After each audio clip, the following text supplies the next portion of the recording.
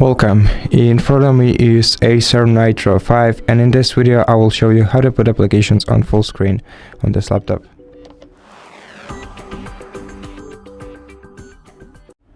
So to put a window on a full screen, you have to either double click the top bar of the window, then double click it again to demaximize it.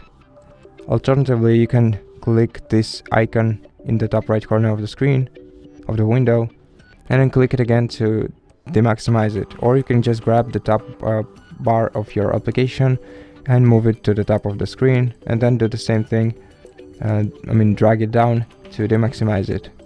And that's basically it. Thank you for watching this video.